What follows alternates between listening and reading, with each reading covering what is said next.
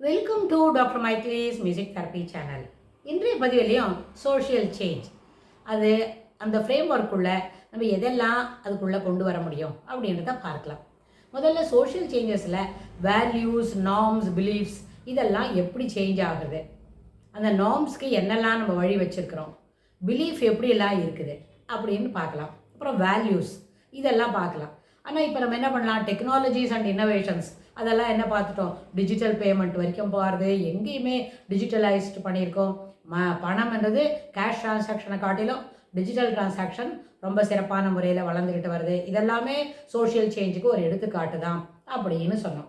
ஆனால் structural change அப்படின்னா என்ன, நம்மளோட ஒரு விதமான ஒரு வேலை செய்கிறோம், நம்ம இன்ஸ்டியூஷனல் இருக்குது, அந்த இன்ஸ்டியூஷனல் சேஞ்சில் என்ன மாதிரி ஸ்ட்ரக்சர்ஸ் இருக்குது, நம்மளோட பாலிசிஸ் கொள்கை வரவில் நம்ம எதெல்லாம் முன்னு வைக்கிறோம், எதை கொள்கையாக வச்சுக்கிறோம், அப்போ நம்மளோட சட்டம் ஒழுங்கு எப்படி சிறப்பாக இருக்குது, அதெல்லாம் கூட என்ன சோஷியல் சேஞ்சஸில் உள்ளது தான். ஆனால் first to begin with social சேஞ்சஸில் நார்ம்ஸ், பிலீவ்ஸ் அண்ட் நம்மளோட ஆட்டிடியூட்ஸ் அதெல்லாம் எப்படின்னு பார்க்கலாம்.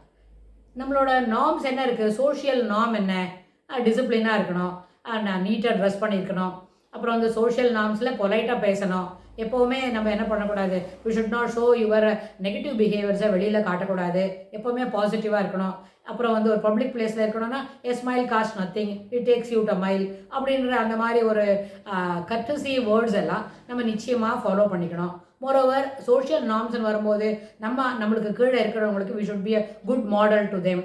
நம்மளோட பழக்க வழக்கங்கள், நம்மளோட நடத்தைகள், நம்மளோட நடை, உடை, பாவனை இது எல்லாமே நம்மளை காட்டிலும் சின்னவங்களுக்கு, வயதில் குறைவான உள்ளவங்களுக்கு இது என்னவாக இருக்கணும், ஒரு நல்ல ஒரு முன் உதாரணமாக இருக்கணும். நம்மளை பார்த்து ஃபாலோ பண்ணுற அளவுக்கு நம்மளை இருக்கணும். ஃபாலோ பண்ணுற அளவுக்கு இருக்கணும்னு சொன்னால் என்ன, சிறப்பான குணாதிசயங்களை கொண்டு இருக்கணும், அப்புறம் சிறப்பான பழக்க வழக்கங்கள் இருக்கணும், அதை தான் ஃபாலோ பண்ண முடியும். ஒரு நெகட்டிவ் பிஹேவியர், எப்போவுமே ஒருத்தர் சத்தம் போடுவார், சாமானெல்லாம் எடுத்து உடைப்பாருன்னா அந்த பிஹேவியரை நம்ம பார்த்து என்ன பண்ண முடியாது, ஃபாலோ பண்ணுறதுக்கு வாய்ப்பு இல்லை, அது தேவையும் இல்லைன்னு நம்ம நினைப்போம். அதனால் சோஷியல் நார்ம்ஸ், சோஷியல் பிலீஃப்ஸ் அப்படின்னு வரும்போது சமுதாயத்தில் எதை போல் நம்பிக்கைகளாக நம்மள்கிட்ட இருக்குது, எதை போல் நம்பிக்கைகள் இருக்குது, நம்ம எந்த மாதிரி நம்பிக்கைக்கு முன்னாடி நம்மளை வந்து வெளிப்படுத்திக்கிறோம், நம்மளுக்கு முன்னாடி எந்த மாதிரி பிலீஃப்லாம் நம்மக்கிட்ட என்ன வெளிப்படுத்துகிறாங்க அப்படின்னு. ஸோ ரிலிஜன் வரும்போது தான் நம்பிக்கையை பற்றி பேசணுமா, அப்படி இல்லை, பொதுவான அளவிலே சில நம்பிக்கைகள்லாம் இருக்குது, அதுக்குள்ளே ரிலிஜனும் நம்ம புகுத்திக்கிறோம், இல்லை ரிலிஜன் உள்ளுக்குள்ளே சில நம்பிக்கைகளும் வளர்த்துக்கிறோம். அப்புறம் நம்பிக்கைன்னு என்னும் பொழுதே அதுக்கு ஒரு குவாலிட்டி பார்க்க முடியாது நம்மளால், அதாவது அதை வந்து குவாண்டம் பண்ண முடியாது. நம்பிக்கை எப்படி இருக்கும், ஒரு ஸ்கொயராக இருக்குமா, இல்லை எக்ஸகன் போல் இருக்குமா, பென்டகன் போல் இருக்குமா, இல்லாட்டி போனால் ஒரு மல்டி சைடில் இருக்குமா, இல்லாட்டி போனால் வேறு ஈக்குவல் சைஸ் இல்லாமல் ஸ்கொயர் இல்லாட்டா ரெக்டாங்கிள் போல் அப்படியெல்லாம் இருக்குமான்னு கேட்டால் அதுக்கு ஒரு ஷேப் கிடையாது. It is only a belief. அப்போ என்னாச்சும், நார்ம்ஸ், வேல்யூஸ், பிலீஃப்னு சொன்னால் அந்த பிலீஃப்குள்ளே இதெல்லாம் வருமா, நம்பிக்கை என்பது ஒரே வருமா, நம்பிக்கை தான். நம்பிக்கை என்பதே அதுக்கான ஒரு உருவம் கிடையாது, அதை நம்ம வி ஆர் ஃபாலோயிங் இட். ஏன்னா நம்ம அப்பா சொல்லி கொடுத்தாங்க, நம்ம தாத்தா சொல்லி கொடுத்தாங்க, தாத்தாவுக்கு அவங்க அப்பா சொல்லி கொடுத்தாங்க, அவங்க அப்பாவுக்கு அவங்க அம்மா சொல்லி கொடுத்தாங்கன்னு அப்படியே வரிசையாக நம்ம நம்பிக்கிட்டு வரோம். அதனால் சோஷியல் பிலீஃப்ன்றது, சோஷியல் நார்ம்ஸ்ன்றது அது இது உள்ளுக்கு இந்த பிலீஃப்குள்ளேயும் வேல்யூஸ்குள்ளேயும் வரும். ஆனால் ப்ரெசன்ட் சினாரியோவில் எப்படி நம்ம வேல்யூஸை இம்பைவ் பண்ணுறது அப்படின்றத நம்ம பார்க்குறோம், சில பதிவுகளுக்கு முன்னாடி நம்ம பார்த்துருக்குறோம். ஆனால் வேல்யூஸை இம்பைவ் பண்ணாதான் இந்த நார்ம்ஸ்க்கும் பிலீஃப்ஸ்க்கும் ஒரு சப்போர்ட் கிடைக்கும். வேல்யூஸ் என்ன, பொய் சொல்லக்கூடாது, நியாயமாக நடந்துக்கணும், நேர்மையாக பேசணும், சரியான அளவில் பேசணும், வார்த்தைகளை மாற்றி பேசக்கூடாது. இப்போ தனக்கு பசிக்கிறது சாப்பிட போகிறோம் அப்படின்னு சொன்னால், பசிக்கிறது சாப்பிட போகிறோம், எனக்கு பசிக்கிறது, அதனால் எனக்கு give me something to eat, ஏதாவது சாப்பிட்றதுக்கு கொடுங்க அப்படின்னு கேட்கணும். ஆனால் சாப்பிட்றதுக்கு கொடுத்து சாப்பிடும்பொழுது எங்கேயாவது ஒரு அவசரத்தில் போகணும்னு சொல்லும்போது அந்த பசங்க என்ன சொல்லும், நான் சாப்பிட்றேன்னு சொல்ல, இவங்க தான் என்னை சாப்பிட சொன்னாங்க அப்படின்னு.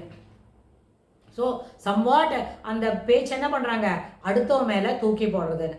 இது என்னாச்சு, ஒரு டிசிப்ளின் இல்லை, வேல்யூஸும் இல்லை. இது எப்போ சொல்லணும், நிஜம் பேசு அப்படின்னு சொன்னால் அப்போ அந்த பிள்ளைங்க என்ன பண்ணும், இப்படி நெகட்டிவாக தலையாட்டம், நிஜம் பேச மாட்டேன், இப்படி தான் சமயத்துக்கு தகுந்த மாதிரி மாற்றி சொல்லுவேன். அப்போ என்னாச்சு, இவர் வேல்யூஸ் இல்லாட்டி போனால் அந்த நம்ம பேசுகிற பேச்சுக்கு reliability will go down. Reliability இல்லைன்னா நம்ம சொல்கிற எந்த பேச்சுக்குமே எடுபடாது. You should stick to the reliability. என்ன சொன்னால் தொடர்ந்து ஒரே போல் அந்த வேலையை பழுதில்லாமல் சிறப்பாக செய்துக்கிட்டே இருந்தால் தான் அது ரிலையபிள், யூ ஆர் டிபெண்டபிள் அப்படின்னு அர்த்தம். நம்மக்கிட்ட ஒரு வேலை கொடுக்குறாங்க, நம்மளுக்கு இமீடியட் சீனியர் ஆஃபீஸில், இல்லை வீட்லேயே நம்ம அம்மா நம்மளுக்கு ஒரு வேலை கொடுக்குறாங்க அவங்க ஆஃபீஸ் போயிட்டு வரதுக்குள்ளே அப்படின்னு சொன்னால் நம்ம என்ன செய்யணும்? அம்மா ஆஃபீஸ் வரதுக்குள்ளே இந்த வேலையை முடிச்சு வை அப்படின்னா என்ன செய்யணும்? நிச்சயமாக நம்ம ஸ்கூல்லேருந்து வந்த உடனே அந்த வேலையை முதல்ல முடிச்சுட்டு அப்புறம் நம்ம ஹோம்ஒர்க் பண்ணுறது வைக்கணும். ஹோம்ஒர்க்கும் பண்ணாமல் அந்த அம்மா சொல்கிற வேலையும் பண்ணாமல் கையில் இருக்கிற ஒரு கேட்ஜெட் மூலமாக வேடிக்கை பார்த்துட்டே இருந்தால் அம்மா வரும்போது அந்த வேலையை முடிக்கலேன்னு சொன்னால் யூ ஆர் நாட் டிபெண்டபிள். உங்கள்கிட்ட ஒரு வேலையை சொன்னால் நீ செய்ய மாட்டேன்ற அப்படின்னு தான் சொல்லுவாங்க. உடனே இப்போ ப்ரெசன்ட் டே சினாரியோவில் பிள்ளைங்க என்ன கேட்குறது? ஒரு வேலை செய்யாட்டா உடனே டிபெண்டபிள் இல்லையா? அப்படி இல்லை. ஒரு தடவை இதில் கன்சிஸ்டன்சி வேணும். எப்பவும் சொல்கிற பேச்சை இது எனக்கு செய்து கொடுக்குறியா அப்படின்னு கேட்டால் yes definitely sure I will do it in 15 minutes அப்படின்னு டைம் உள்பட சொன்னாக்க நம்ம we are at the point, we are particular in completing the work அப்படின்னு அர்த்தம். இதில் என்ன ஆகும்னு கேட்டால் இதுபோல் நம்ம ஒரு நம்பிக்கை கொடுக்குற அளவுக்கு பேசினமான அது அடுத்தவங்களுக்கு என்ன ஆகும்? ஒரு கான்ஃபிடன்ஸ் கொடுக்கும். நம்ம செய்து கொடுக்குறேன் அப்படின்னு சொல்லி பேசிட்டா எதிராக உள்ளவங்களுக்கு யார் இந்த வேலையை கேட்டு நம்மக்கிட்ட வராங்களோ அவங்களுக்கு ஒரு கான்ஃபிடன்ஸ், ஓஹோ இவங்கள்ட்ட சொல்லிட்டோம் நிச்சயமாக அந்த வேலையை நம்ம என்ன பண்ணுவாங்க? செய்து கொடுப்பாங்க அப்படின்னு. ஆனால் இப்போ நம்ம செய்து கொடுக்குறேன்னு சொல்லிட்டு செய்து கொடுக்கல, you are postponing the work or evading the truth, அதெல்லாம் நடக்கிறதுன்னு வைங்க. when we are evading it we lose the reliability. இது எங்கேயும் நடக்கும் தான். ஒருத்தருக்குள்ள ஒரே ஃபேமிலிக்குள்ளே இருக்கிற ஒரு இம்மிடியட் ஃபஸ்ட்டு சர்க்கிளில் இருக்கிறவங்களுக்கும் செய்யும்போது செய்ய மாட்டேன்னு சொன்னால் இட் கோஸ் டவுன். செகண்ட் சர்க்கிளில் இருக்கிறவங்களுக்கு சொன்னாலும் நம்ம we are unable to complete the work in timeனா there also we are losing our reliability. இன்னும் செகண்ட் சர்க்கிள் இல்லை, அவுட்டர் சர்க்கிளில் நம்ம வேறு எங்கேயோ யாரோடய பேசுகிறோம், நிச்சயமாக இதை செய்து கொடுக்குறோம்னு சொல்கிறோம், we are unable to complete the work in time, we are unable to do it. அதை பற்றி நம்ம அதுக்கப்புறம் பேசுகிறதுக்கே மனம் இல்லாமல் இருக்கிறோம், இல்லை பேசுகிறதுக்கு நான் நினைவிலேருந்து தள்ளி போடுறது, இட் எஸ்கேப்ஸ் தி கான்ஷியஸ்னஸ், அதெல்லாம் போகிறது, மனசை விட்டு மறந்து விடுறது, அதை விட்டு எவேடு பண்ணிடுறோம், வேறு அதியான பற்றி பேசிட்டு அப்படியே நம்ம வெளியில் போகிறோம் அப்படின்னு சொன்னால் இது எல்லாமே அந்த டிபெண்டபிலிட்டி. நம்ம ஒரு வார்த்தை செய்து கொடுக்குறோம்னு சொன்னோமே அந்த வார்த்தைக்கு கட்டுப்பாடு இல்லை, அது we are not abiding that அப்படின்னு சொன்னால் அங்கே அந்த ரிலையபிலிட்டி போயிடும்.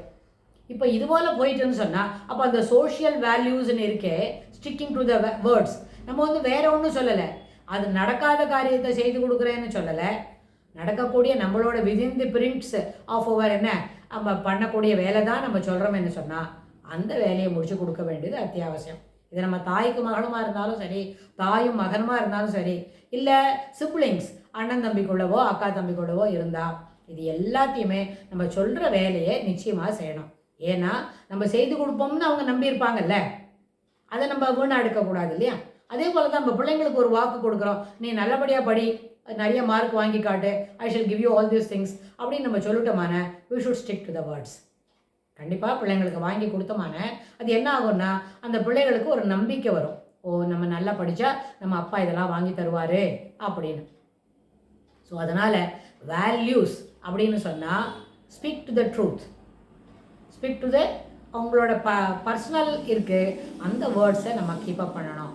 You are giving the words to somebody else, you also keep up the words. இதனால் எப்பவும் என்ன நடக்கும்?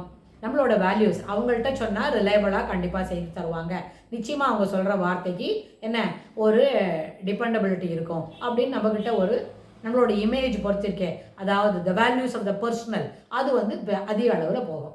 இந்த சோஷியல் நார்ம்ஸ் பற்றி பேசுகிறோம் அப்படின்னா சோஷியல் நார்ம்ஸில் என்னெல்லாம் இருக்கும், எப்படி நடந்துக்கணும், ஏற்கனவே நமக்கு முன்னாடி இருந்தவங்க எப்படி நடந்துக்கிறாங்க, நம்ம ஃபேமிலியில் நம்ம பெரியவங்க எப்படி நடந்துக்கிறாங்க, are we following the same track இல்லை are we deviating from that அப்படின்னு பார்த்தா எங்கெல்லாம் டிவியேட் பண்ணுறோம் அப்படின்னு பார்த்தா தட்ஸ் இட் ரிக்வயர்ட், இல்லை we can come back to the previous ட்ராக்லேயே நம்ம வரலாம் அப்படின்னு இருக்கலாம், இல்லை அது டீவியேஷனாக இருந்தால் கூட இட் இஸ் ஓகே தான் அப்படின்னு நம்மளுக்கு தோணுமானா அதுக்கு தகுந்த மாதிரி நம்மளோட நார்ம்ஸில் இருக்கிற ஒரு சின்ன லூப் ஹோல்ஸை நம்ம என்ன பண்ணிக்கலாம், அது ஒரு வெளியில் போகிற சேனலாக மாற்றிக்க முடியும்.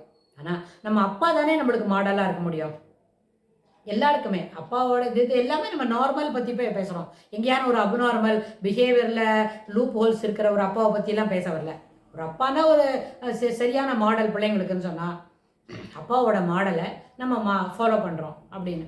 ஸோ இது மாதிரி ஃபேமிலி மெம்பர்ஸ்குள்ளே இருக்கிறவங்க அதை பற்றி நம்ம விரிவாக வரப்போகிற பகுதிகளில் பார்க்கலாம். How the role of the father in following the norms of the family, norms of the society, norms particular to the individual, norms particular to the classroom, norms of the teacher, norms of the siblings. இது எல்லாமே இதில் நிறைய இருக்குது, பெரிய விஷயம் இது. which is a ocean.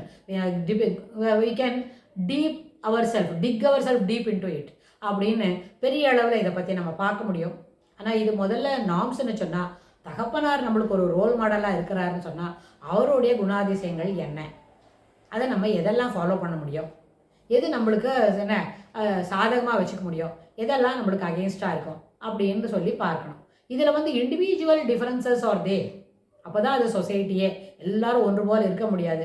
There are individual differences, individual will differ on different occasions. அப்படியெல்லாம் வரும்பொழுது அப்போ கூட அந்த டிசிப்ளினும் வேல்யூஸும் மாறுறதுக்கு வாய்ப்பில்லை அப்படின்னு சொல்லி இந்த பதிவை இதோடு நிறுத்துகிறோம். இது தொடர்புடைய செய்திகளை வரப்போகிற பகுதிகளில் பார்க்கலாம். தேங்க்ஸ் ஃபார் வாட்சிங்.